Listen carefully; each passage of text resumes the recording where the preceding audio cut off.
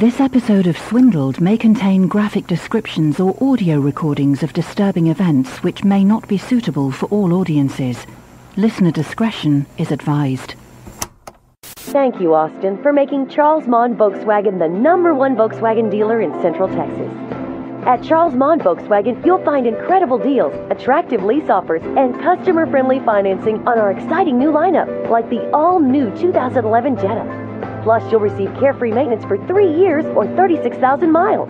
Charles Maund Volkswagen, Austin's only family-owned and operated Volkswagen dealership. Backed by the traditional values you've come to expect since 1957. Life is not easy when you're the privileged grandson of a car dealership tycoon. Sure, from the outside it might have appeared as if Erik Charles Maund had it all. The wife, the kids, the executive position, the once-in-a-lifetime hunting trips, the $5 million 10-bathroom home on the golf course. But rich people have problems too, you know. And Erik Maund had a big problem. It started with a text message he sent to his mistress in Nashville, Tennessee, on February 5th, 2020. "Good morning, beautiful. Looking forward to later today. I'm in Nashville. I will meet you in the bar like last time. Text when you arrive." Erik waited for his date at the hotel where he always stayed while visiting his son at college in Nashville. Right on time, 33-year-old Holly Williams walked through the bar doors. She looked even better than the last time Erik saw her. This is Mariah Timms, a journalist at the Tennessean newspaper, talking to the Austin American-Statesman newspaper about what she had learned about Holly Williams. Holly Williams has been described, as the perfect big sister. As she got older, she was still trusting and sweet, sometimes got pulled into things that got her in trouble, friends said. Holly Williams didn't know much about Erik Moore. That's the name Erik Maund gave to her.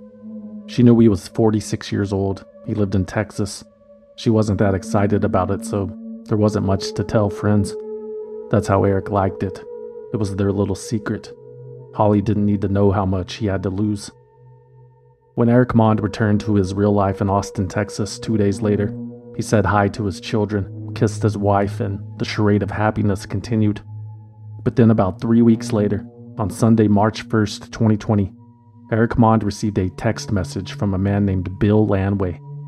He said he was Holly Williams' boyfriend, and he knew who Erik Maund was. Not Erik Moore, Erik Maund, from the Maund Automotive Group. Bill had Googled the number Holly had saved in her phone, which was linked to the business. And now, Bill Lanway was demanding an unspecified amount of money, or else the affair would be exposed. William Bill Lanway was a 36-year-old auto glass technician that lived in Nashville. Tragedy seemed to stalk him. As a child, Bill's father was imprisoned for holding him and his sister hostage at gunpoint during a dispute with their mother. A week later, Bill Lanway's father was released from jail on a day pass for Thanksgiving. He returned to the apartment and stabbed Bill Lanway's mother to death in front of the children. Years later, Bill Lanway would have a child of his own, but she died at age 5 from a rare brain cancer. Friends say Bill was never the same after that. He was quiet and angry. He could be violent. Holly Williams had seen that side of Bill too many times to count throughout their tumultuous relationship. In January 2020, a month before her final meeting with Erik Maund, Holly obtained a restraining order against Bill, who had been charged with aggravated assault by strangulation with intent to kill and false imprisonment. Bill Lanway had also stolen and killed Holly's dog Max, who was found dead on the side of the road 4 days later. Bill was awaiting trial for those charges when he texted Erik. How much Holly Williams told Erik Maund about her violent ex is unclear, but apparently it was enough for Erik to take Bill's threats seriously. A few days after receiving the text, Erik Maund hired an Austin-based private security company called Spear Tip Security. The company specialized in private estate security, special event services, armored vehicle services, and, most importantly, helping clients respond to extortion demands. Spear Tip Security was owned by Gilad Peled, a 47-year-old former member of the Israeli Defense Forces. Gilad, or Gil, as his friends called him, had set up shop in Austin after abruptly losing his longtime gig as Charlie Sheen's bodyguard during one of the actor's meltdowns. For the Erik Maund job, Gil Peled recruited 2 former U.S. Marines who now worked in private security.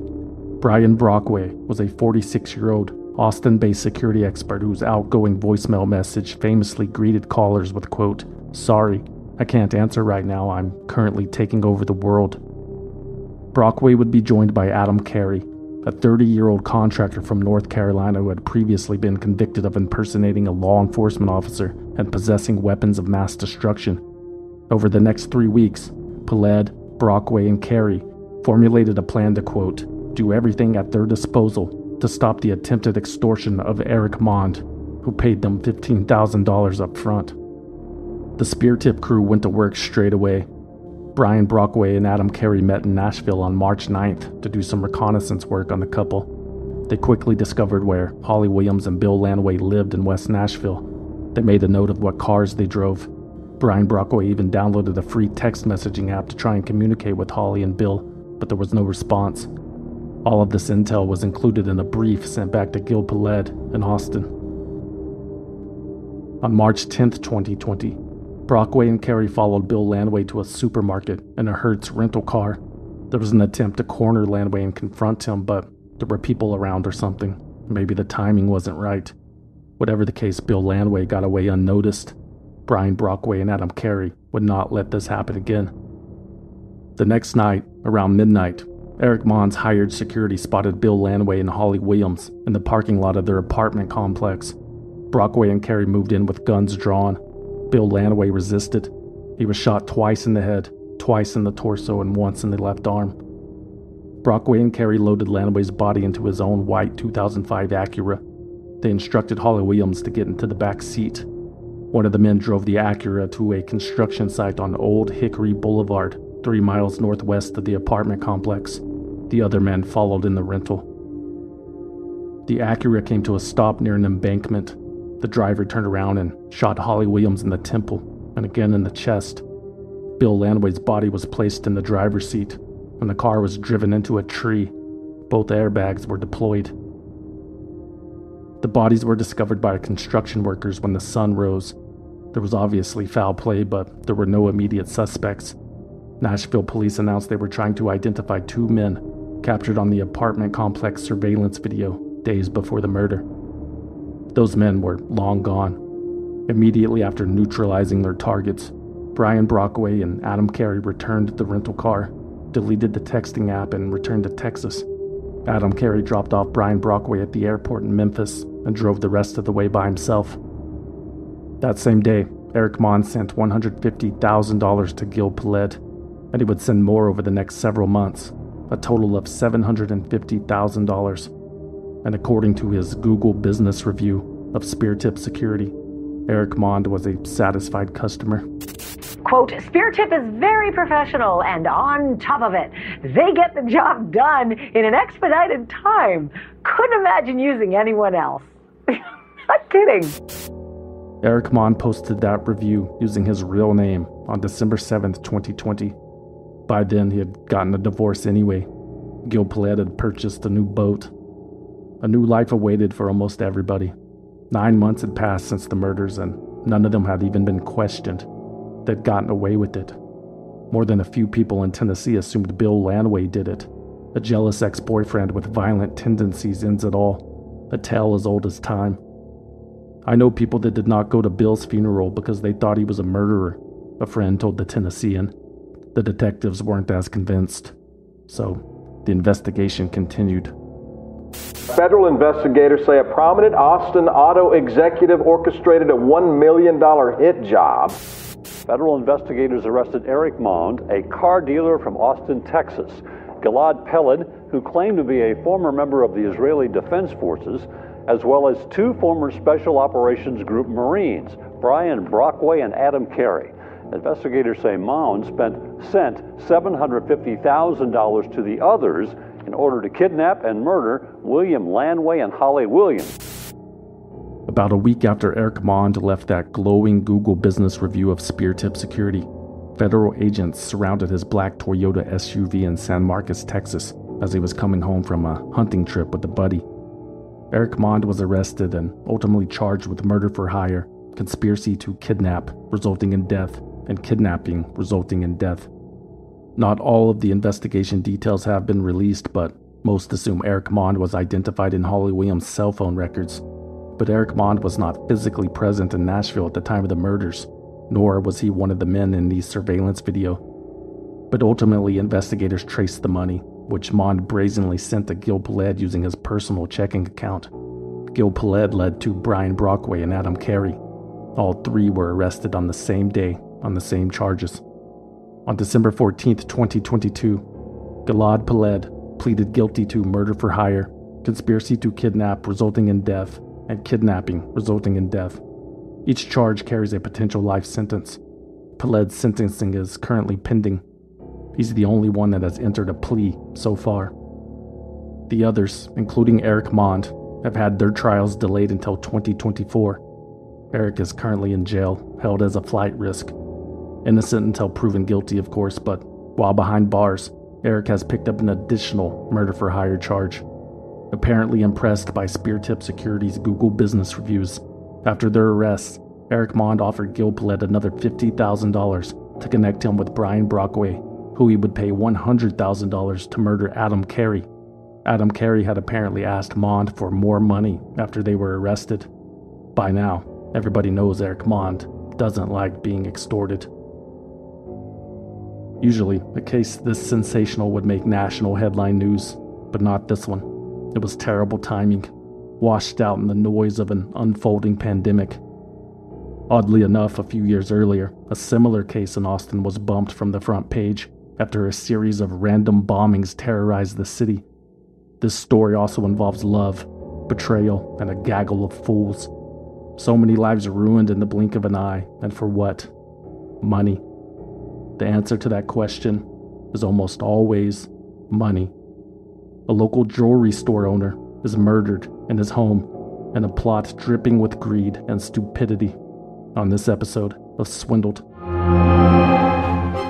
They bribed government officials, clear violations of federal and state law, clearly unethical, pay to play millions of taxpayer dollars that were wasted, paid tens of millions of dollars, billion dollars, dummied up its books and records, by falsifying its books and records, responsible for the collapse of the entire system. And in the thrall of some kind of swindle, is that right?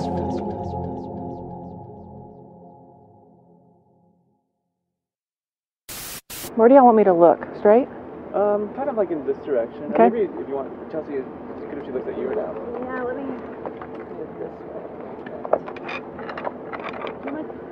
Everyone ready?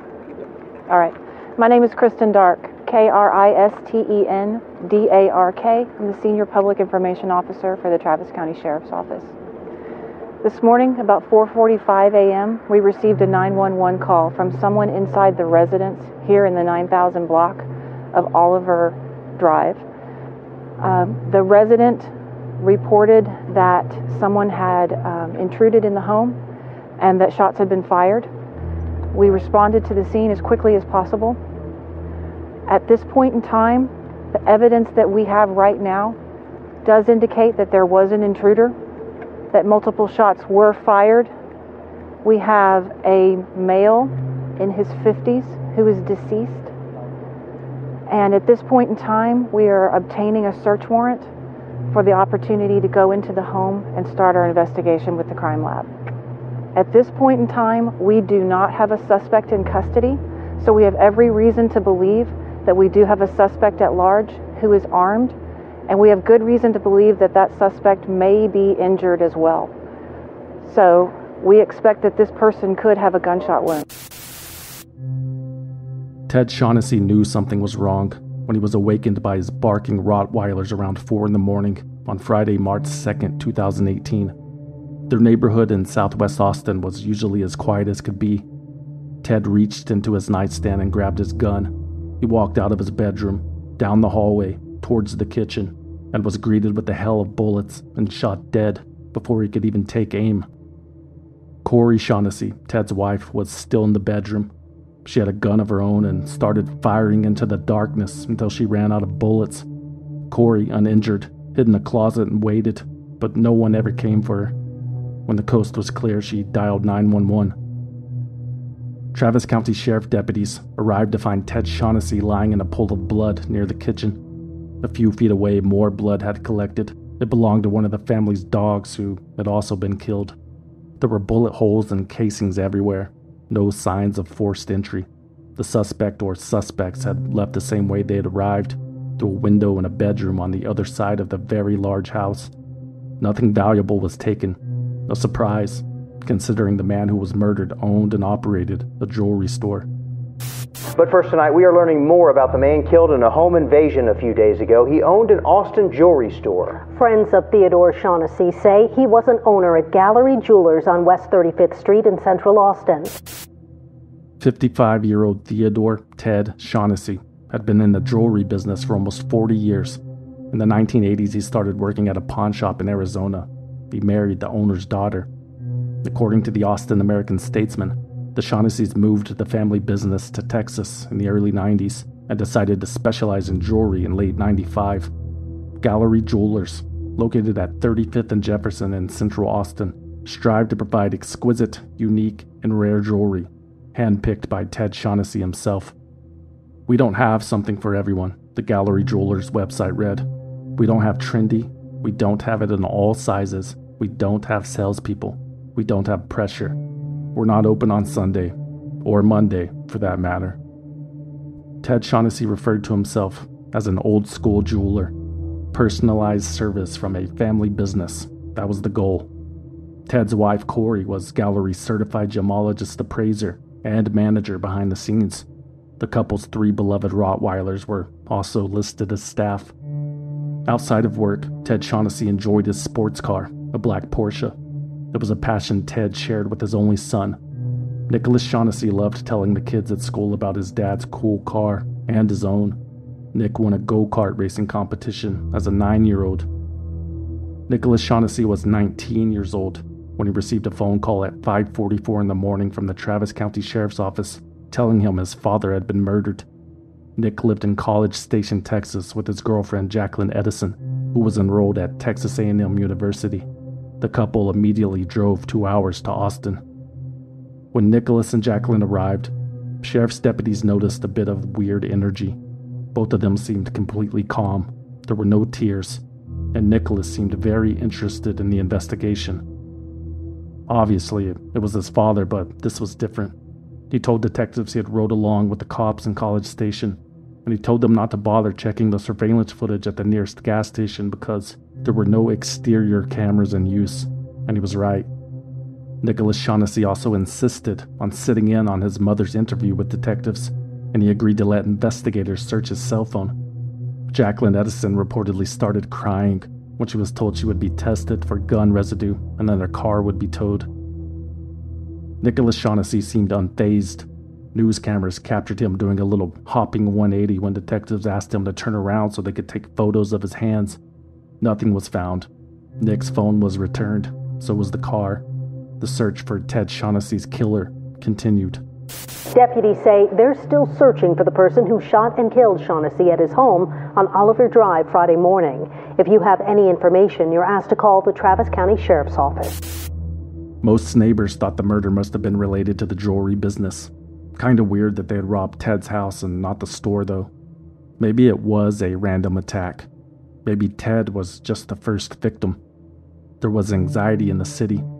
That is, until a new fear took its place.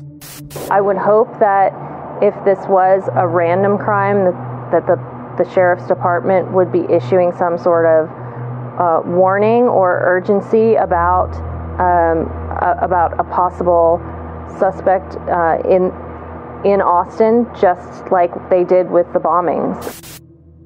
The bombings started 2 hours after Ted Shaughnessy was killed.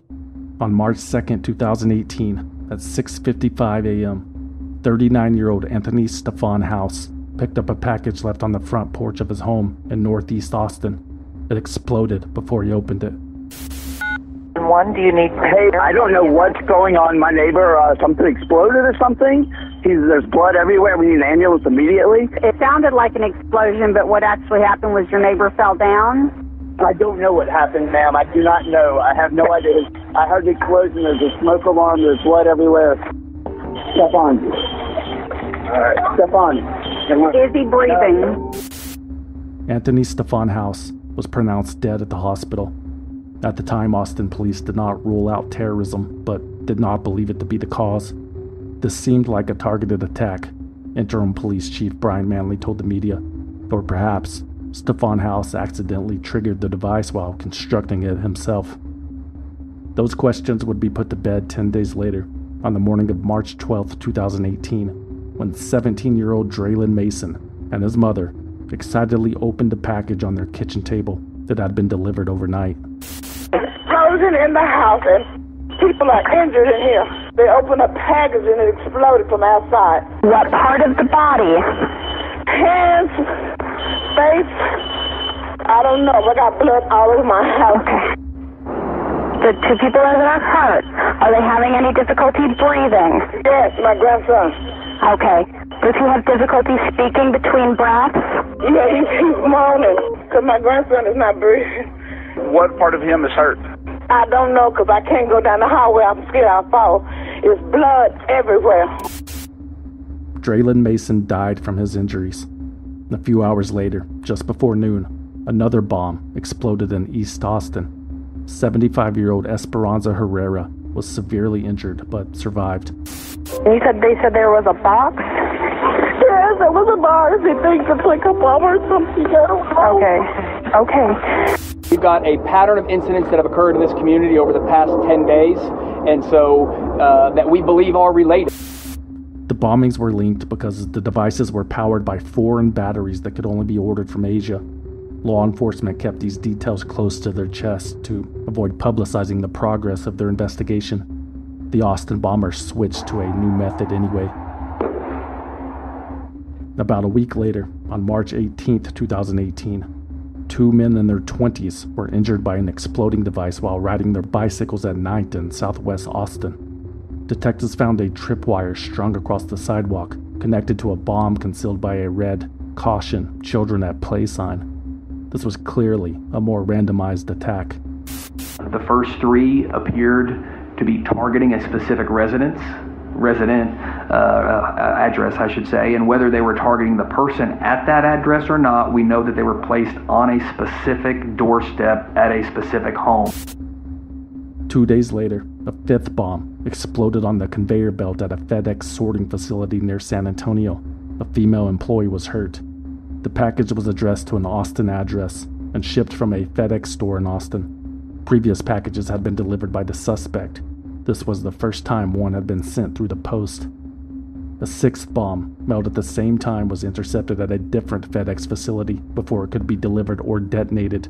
A fully intact explosive device gave a massive boost to the investigation, but not as much as the surveillance footage from the FedEx store on Brody Lane, from which the packages had been shipped. In the footage, a young white male wearing a green shirt, an apparent blonde wig, and pink construction gloves is seen shipping the 2 boxes using the alias Kelly Kilmore. The suspect's red 2002 Ford Ranger pickup truck was also captured on video, but the license plate had been removed. Still, it was a fatal mistake for the bomber. Investigators examined vehicle registration records for every red 2002 Ford Ranger owner in Texas who matched the description. They also coordinated with local Home Depot stores to scour days' worth of surveillance video to find the man who purchased those very particular pink gloves. There was a match. Receipts and cell phone data provided more evidence. On March 21, 2018, Austin PD closed in on the suspect to make an arrest. Officers determined the alleged Austin bomber had been staying at a hotel in the suburb of Round Rock. When they arrived, the red Ford Ranger pickup was in the parking lot, and a man was sitting in the driver's seat. While police waited for reinforcements, the red pickup drove away from the hotel and headed south towards the city on the I-35 frontage road. Air to ground, he's on the move, backing out now. Coming up to 35 frontage, going to be taking a right turn southbound on 35 frontage. Knowing that the truck likely carried explosive materials, the Austin SWAT team decided to ram their cars into it to prevent the suspect from entering the interstate. All right, Van's made contact with him. The red truck came to a stop. 2 Austin police officers approached the vehicle with guns drawn. The bomb went off. Got an explosion inside the vehicle. One of the police officers was blown back and suffered minor injuries. The other officer shot at the man in the pickup. even though the explosion had probably already killed him. As members of the Austin Police Department SWAT team approached the vehicle, the suspect detonated a bomb inside the vehicle, knocking one of our SWAT officers back, and one of our SWAT officers fired at the suspect as well. The suspect is deceased and has significant injuries from a blast that occurred from detonating a bomb inside his vehicle. We cannot name the suspect at this time because he has not been positively identified yet by the medical examiner, and next of kin have not yet been notified. Mark Anthony Condit was a 23-year-old, extremely Christian, homeschooled, unemployed college dropout. In blog and social media posts, he identified as a conservative who was anti-abortion and anti-gay marriage, but also claimed he wasn't very politically engaged. The motive for Condit's string of bombings has never been determined, or at least it hasn't been fully revealed. Just hours before his death, Mark Condit recorded a 28-minute voice memo, essentially confessing to the reign of terror. That recording has never been released to the public. Interim Police Chief Brian Manley told the media that Condit, quote, doesn't mention anything about terrorism or anything about hate. It's an outcry of a challenged young man. Right. However, Tony Plohetsky, at the Austin American-Statesman, spoke with a confidential source at the police department who had heard the recording and shared some details. It's me again. Condit reportedly begins before describing himself as a lifelong psychopath. He did not reveal why certain victims were targeted, but he did describe in detail each bomb he had built, and then he expresses anger with himself for the misstep of walking into that FedEx store and ultimately revealing his identity. Mark Condit knew the police were closing in on him. In the video, he reportedly says if they got too close, he would blow himself up inside of a crowded McDonald's with no remorse. Quote, I wish I were sorry, but I am not. Anyway, back to our regularly scheduled programming.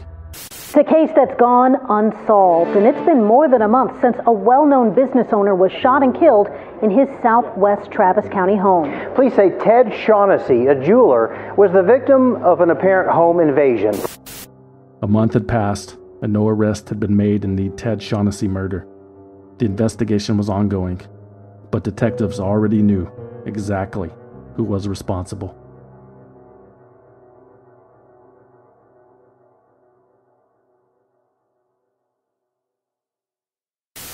Ted and his wife used to come in when their son was real little. He would get into the racing with his son. Ted was pretty proud of Nick. He was pretty proud.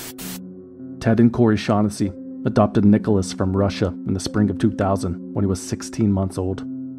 Even as a kid, he had money on his mind. According to the Statesman, Nick sold candy bars out of his middle school locker. In high school, he owned and operated a car detailing business with 4 employees. Nick Shaughnessy told the high school newspaper that he wanted to trade stocks when he was older and, quote, make money in my bathrobe at home. Jacqueline Edison moved to Austin, Texas from New Jersey to live with her father when she was a junior in high school. Once quite popular in the Garden State, all of a sudden she was a nobody. Jacqueline gravitated toward Nick Shaughnessy and his generous family. Jacqueline's father could be pretty abusive, allegedly. She was always welcome to stay at the Shaughnessy home. It's also been reported that Jacqueline Edison had won an $850,000 settlement after a fallout in an amusement park. That money sat in a trust she couldn't touch until she was older. Nick Shaughnessy liked that about her. A month after graduating high school, Nick and Jacqueline secretly married before moving to College Station, Texas, where Jackie could continue her education. The newlyweds never told their parents about the marriage. They were waiting for the right time. They'd missed their opportunity. 8 months later, Nick's dad was gone. After Ted Shaughnessy's murder, Nick and Jackie moved back to Austin to live with his mom and help her cope. Like always, Corey Shaughnessy welcomed her new daughter-in-law with open arms. When she found out about the marriage, Corey gifted Jackie a diamond ring that belonged to Nick's grandmother. She didn't know any better. Unbeknownst to Corey Shaughnessy, the Travis County Sheriff's Office investigation of her husband's murder had uncovered some startling revelations concerning their son and his wife. Nicolas and Jacqueline were having some financial difficulties back in College Station. Nick, the son of jewelers, had sold a gold bracelet his grandparents had given him for $530. At one point, Jackie had texted screenshots of her bank accounts to her friends that showed the couple collectively held less than $4. And it's not like they hadn't received help.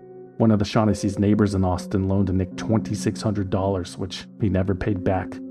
When the neighbor confronted Nick via text message, he ignored it for as long as he could, before finally telling her that he didn't owe an explanation and would repay it the next time he was in Austin, but wouldn't make a special trip. Nick Shaughnessy's parents also loaned him money, $30,000 to be exact. The money was used as startup funds for Nick's day trading business. Corey Shaughnessy argued with Nick about the money a few days before Ted was murdered. When detectives asked Nick why he hadn't paid his parents back, he said the payments would have held him back and that, quote, sometimes greasy shit happens. After Ted Shaughnessy's murder, Nick and Jacqueline stopped paying the rent at their College Station apartment. He told the manager that his accounts were frozen because of the investigation, but that wasn't true. Nick also told detectives that he hadn't been in Austin for 2 weeks before the murder. Another lie. Nick's cell phone had pinged a tower near his parents' house a few days before the murder, almost as if he was going to kill his parents himself, but chickened out. Investigators interviewed the young Shaughnessy's friends and discovered that Nick had been transparent in his desperation to collect a big payday. He joked with one about faking his own death and told him to look up how to start a Ponzi scheme. When neither of those ideas panned out, investigators say Nick Shaughnessy resorted to what he referred to as Plan B. Nick was the sole beneficiary of a $2 million insurance policy. Nick estimated to friends that he would collect about $8 million total after selling the home and jewelry business if something were to happen to his parents. God forbid. One informant told the sheriff's office that Nick Shaughnessy offered him $10,000 a month to kill Ted and Corey Shaughnessy. And an employee at the apartment complex where the couple lived said Nick sent her a message on social media 2 weeks before the murder, asking if she wanted to make some extra cash. How? The girl responded. Illegal activities, Nick replied. Anything from strippers to murder. Nick Shaughnessy reportedly offered the apartment complex employee $20,000 a head and a $15,000 bonus. He included 3 skeleton emojis to show that he was serious. The apartment lady stopped responding. This is Caleb Miller, one of Nick and Jackie's neighbors in College Station. He told me his father passed away, so I expressed my condolences. And something that I found a little odd is that he sent me the police report in Austin of like what happened, and like showed like he basically told me his father was murdered. So I felt incredibly awful for him, as a normal person would. Everyone grieves differently. It didn't seem to faze him. A search of Nicholas Shaughnessy and Jacqueline Edison's chat logs revealed conversations about the hit. On February 23, 2018, Nick texted Jackie, quote, "They won't budge." She responded, "Do they want $50K or not? We can't afford to pay half before." "We will see," Nick wrote back. Jackie responded, "I'm sure their casual jobs are around 10. "Working on it," Nick replied. "I'm not their only client, love." Chat logs from January 30th revealed that Nicholas Shaughnessy tried to recruit a friend to do the deed. "Plastic gloves and ski mask," Nick told him. No, the friend replied. Fine. Just walk in, shoot a family, steal all their shit. No mask needed because they'll be dead. 20 for each and 10 extra because 50 is a nice whole number," Nicholas offered. That friend refused the job, but remained close. So close that on March 3rd, 2018, the day after Ted Shaughnessy was murdered, according to KXAN, Nicholas asked that friend if he wanted to see photos of the crime scene and joked about being, quote, demoted from a person of interest since investigators had given back his phone. Soon after, Nick Shaughnessy's internet history was full of searches for expensive sports cars and accessories. He'd already applied for loans at local car dealerships. Nicholas Shaughnessy's internet history also revealed that he remotely deactivated his parents' house alarm the night Ted was murdered. A remote login from the IP address of Nick and Jackie's apartment in College Station not only deactivated the alarm, but also deleted surveillance videos immediately after the crime occurred. And if that wasn't indisputable enough, detectives found an empty box of ammo in Nicholas's childhood bedroom that matched one of the types of shell casings found near Ted Shaughnessy's body, the same bedroom with the open window from which the shooter had entered and exited. The other type of ammo used in the murder was found at Nick and Jacqueline's home in College Station. There was an entire box of it, but 6 bullets were missing. By the end of 2018, investigators had everything they needed to solve the case, except for maybe a smoking gun and a diagram of the murder scene. An investigator says they found a torn-up piece of paper in the trash can at the son and daughter-in-law's College Station apartment. When detectives pieced it back together, it appeared to be a hand-drawn diagram of the murder scene. Never mind, but they still did not know who pulled the trigger. Investigators were confident it wasn't Nicolas. On April 27, 2018, nearly 2 months after the murder, Gallery Jewelers announced on Facebook that it was back in business. Good news, the post read. Gallery Jewelers will remain open. We will be back to normal hours starting on Tuesday, May 1st. We are happy to announce that Nicolas, Ted's son, will be carrying on his legacy here at Gallery. Thank you to all of our wonderful customers for being so patient. We look forward to seeing you.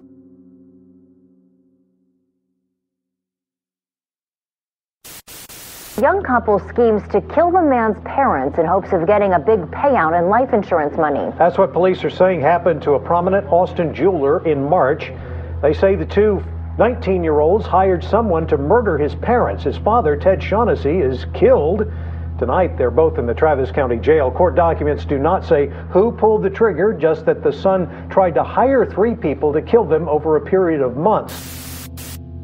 On May 29, 2018, Nicolas Shaughnessy and Jacqueline Edison were arrested.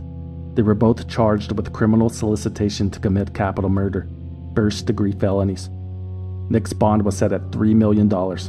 Jackie's was set at $1 million, but later reduced to $250,000 for cooperating with the investigation. She eventually bonded out. Corey Shaughnessy continued to support her son. The statement released by the family's lawyer stated, quote, "We have been working with the Shaughnessy family over the last several months as they mourn the loss of Ted. These allegations are not consistent in any way with the young man we have come to know. Nick has been living with his mother since the tragedy occurred.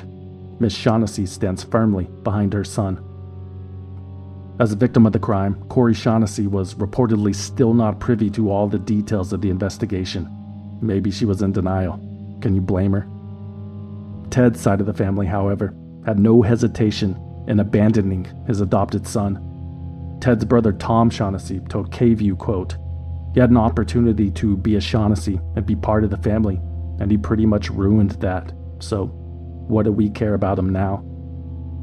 Ted's brother Tim told the Statesman the kid was selfish and greedy, a spoiled, rotten kid who was given the best of everything. It was all just so disappointing. Gallery Jewelers closed again less than a month after reopening. Customers understood but were blindsided, especially those with jewelry stuck at the store. 2 months later, a SWAT situation unfolded in College Station, Texas. I've never seen like a SWAT tank or truck. So I was like, oh my gosh, what's going on? And I saw these little men jumping out and I was like, what's happening? Like, what is happening? I've seen them at the pool lot. I've seen the guy, he goes to the pool lot. I thought he was a DJ or something because he's always on his laptop and his speaker outside. And I was like, oh, he's friendly. Like, I've always said hi to him. And in fact, at 10:30 this morning, there was an arrest made in College Station. The suspect arrested and charged with criminal solicitation of capital murder is Johnny Roman Leon, who is 21 years old and is a Hispanic male. Our investigation revealed that Mr. Leon was involved with Nicolas Shaughnessy in the planning and the execution of the incident that occurred on March the 2nd of 2018. when Theodore Shaughnessy was murdered. A confidential informant had tipped off investigators about 21-year-old Johnny Leon. When questioned, Leon denied killing Ted Shaughnessy, but admitted that he had traveled to Austin with Nick on February 28th. Nick told him he was going to do it himself, but couldn't get into the house. So they drove back that night, and Johnny Leon said he hadn't been back to Austin since. He told investigators he was asleep with his girlfriend the night it occurred. However, Johnny Leon's cell phone was active in Austin on the night of the murder. He was charged with criminal solicitation of capital murder, just like Nick and Jackie. A grand jury later indicted all three for capital murder. The Travis County Sheriff's Office felt confident that Johnny Leon was their gunman. We do feel very confident this is the big thief. If this is the gunman, this is the hitman that we've been waiting for. This is definitely. We do think this is the shooter, Sheriff's Office spokeswoman Kristen Dark told reporters, but there is the possibility that there was a second shooter. As part of the investigation, detectives had found communication about the murders between Johnny Leon and another 21-year-old named Ariane Smith. Ariane's phone number had also been in contact with Nicolas Shaughnessy. Smith told investigators that Johnny Leon offered him $200 up front and $5,000 a month to help murder the Shaughnessy's. Ariane said he refused to participate, and that on the night of the murder, he and a friend were staying at a hotel in College Station. He said that his friend let Johnny Leon borrow his car. Then how did your DNA and your cell phone make their way to Austin that night? Detectives asked. Ariane Smith reportedly became visibly upset during the interview and started to cry. Smith told them he'd left his phone in the car and that Leon was borrowing one of his shirts. A son accused in a plot to have his parents murdered. Today, more than 9 months after the murder, a fourth person joins the list of suspects involved in what authorities call a murder for hire. On December 6, 2018, Ariane Smith was charged with capital murder. He, along with Nicolas Shaughnessy, pleaded guilty to a lesser charge of murder on April 7, 2021. They were both sentenced to 35 years in prison. Mr. Shaughnessy, how do you plead? Guilty. How do you plead, Mr. Smith? Guilty. Ted Shaughnessy's family submitted an allocution statement directed at Nick, which was read aloud during the hearing by a court employee. Part of it reads, quote, "Our family wants you to know how your decision on that day affected our lives forever. A selfish and heinous act of cruelty. Ted was a vibrant, compassionate, respected individual that had his life taken from him because of your greed. The people that you selected to assist you have ruined their lives and their families' lives as well. And for what? A payment for a heinous act of cruelty? A payment that was never made? It would be our hope that you are never released from prison. We understand this plea, but are not happy about it. Hopefully you will spend the next 35 years thinking about how you have changed our world and yours, and we hope that every day is a nightmare for you, as you think about the life that you had, and the life that you could have had if you hadn't made the decision to end your father's life. It is so hard to understand that money could make you decide to do such a thing. What you have done is unforgivable in our eyes. None of you will ever serve enough time for our family. What you have done has changed so many people's lives, including your own. You will be middle-aged when you get out, and you won't have many opportunities afforded to you, and that is the way it should be. None of you deserve any kind of normal life. Our lives are no longer normal, and you shall have the same fate." And we hope that every day is a nightmare for you as you think about the life that you had and the life that you could have had if you hadn't made the decisions to end your father's life. Corey Shaughnessy felt differently. In her statement, she asked the judge to be lenient on her son. Corey had concluded that Nick was guilty, and she realized he must be punished, but she still wanted him to have the opportunity at a life on the other side. Part of Corey's statement reads, quote, "Nicolas and Jackie were with me when I went back to the house late in the afternoon on the day of Ted's murder. They saw the pool of Ted's blood where he had laid as he died, the broken glass, splintered wood, and bullet holes. They went with me to pick up his ashes. They lived with me in our home, minus Ted. They ate the food that I bought and cooked for them. They wore the clothes and the shoes that I bought for them. They planned their future of profiting from the business that Ted and I had built for over 20 years. They took everything that I had to give after failing to take my life. They had even planned their wedding. In the first few days after the murder, they told me that they had secretly married. I gave Nicolas and Jackie my mother's diamond ring for her engagement ring. Jackie was planning the engagement party she hadn't had, and her mother flew in for Mother's Day to celebrate. While existing in despair and grief, I had just a few weeks to think that there was to be a new happiness in my life. My son and my daughter-in-law wanted to be remarried in front of friends and family, and they were going to continue our life's work. And then they were arrested, and my destruction was complete. For almost 2.5 years, I didn't know any more than anyone else. The legal procedures precluded me from getting the facts that I needed to cut my thin string of hope. I was a victim. I was the mother. I was the wife of the victim. I was a witness. But I was not allowed to know. I finally learned enough to realize that all 4 deserved punishment. It is with this consideration for the young ages at the time of this horrific murder, but I accept the punishment that has been given to my son Nicolas and Arian Smith. As of this Friday, I do not know what punishments for Jackie and Johnny Leon will be. Something went terribly, terribly wrong in the minds of these 4 young adults, and I thank the district attorney for considering punishments that, while severe, will allow the possibility for them to have a future. Only God can forgive them. But Ted is dead, and he deserves justice.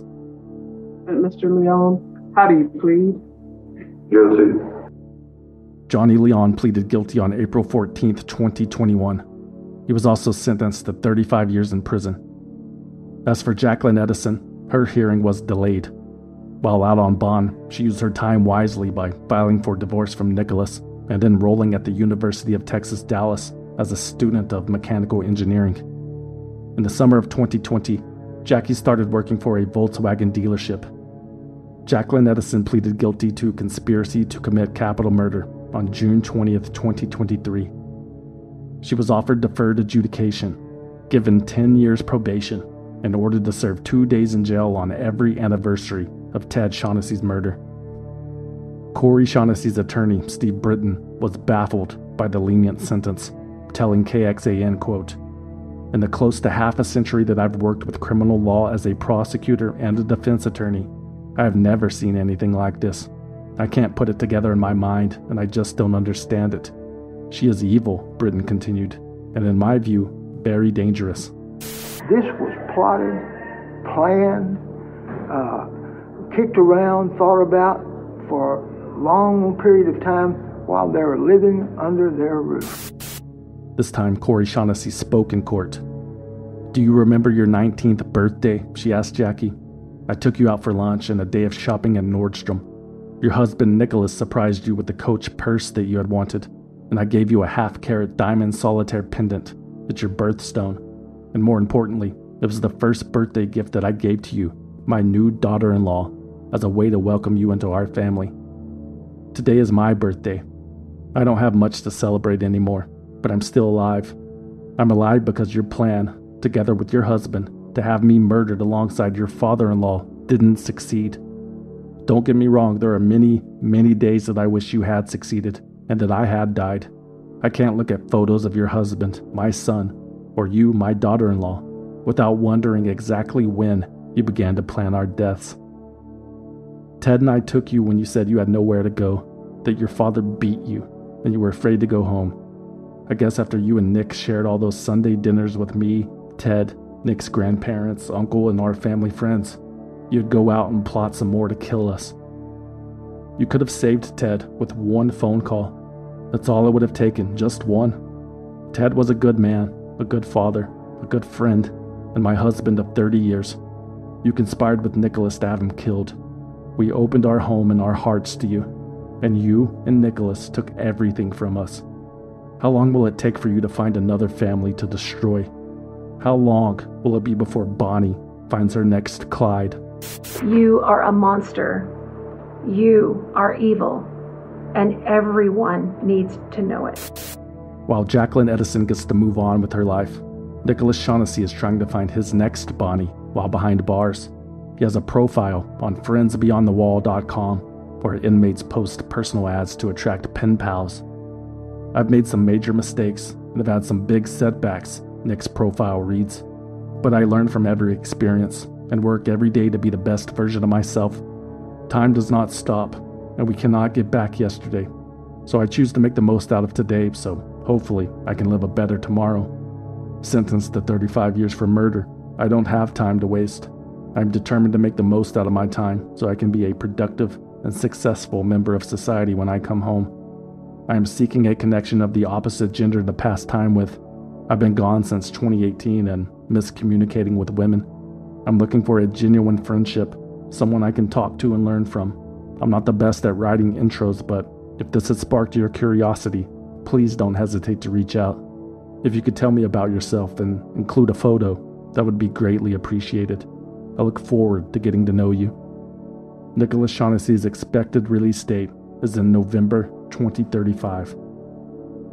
So, now with all the murder for hires, serial bombings, and rock throwing cases behind them, the city of Austin can finally relax. Or can it? I wouldn't leave that drink unattended if I were you. In the last 2 months, 4 bodies were found in Lady Bird Lake near Rainey Street. 30-year-old Jason John's body was found on February 13th. The body of 40-year-old Clifton Axtell was found on March 5th.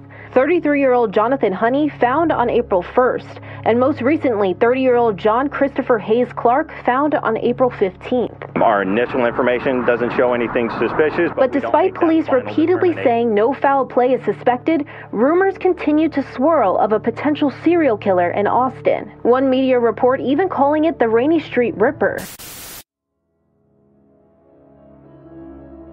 Swindled is written, researched, produced, and hosted by me, a concerned citizen, with original music by Trevor Howard, aka Deformer, aka the Rainey Street Ripper. Just kidding. For more information about Swindled, you can visit swindledpodcast.com and follow us on Instagram, Facebook, Twitter, and TikTok at Swindled Podcast. Or you can send us a postcard at P.O. Box 6044, Austin, Texas 78762. But please, no packages. We do not trust you. Swindled is a completely independent production, which means no network, no investors, no bosses, no shadowy money men, no murder for hires. We plan to keep it that way, but we need your support. Become a valued listener on Patreon, Apple Podcast, or Spotify at valuedlistener.com. For as little as $5 a month, you will receive early access to new episodes and exclusive access to bonus episodes that you can't find anywhere else, and everything is 100% commercial free. Become a valued listener at valuedlistener.com. Or if you want to support the show and need something to wear to College Station, Texas, I would cancel that trip, but still you should consider buying something you don't need at swindledpodcast.com/shop. There are t-shirts, patches, hats, hoodies, posters, coffee mugs, and more. swindledpodcast.com/shop. And remember to use coupon code CAPITALISM to receive 10% off your order. If you don't want anything in return for your support, you can always simply donate using the form on the home page. That's it. Thanks for listening. My name is Haley from Tampa, Florida. My name is Georgia from Melbourne, Australia. Hi, my name is Claire from Austin, Texas. And I'm a concerned citizen and valued listener. Love you.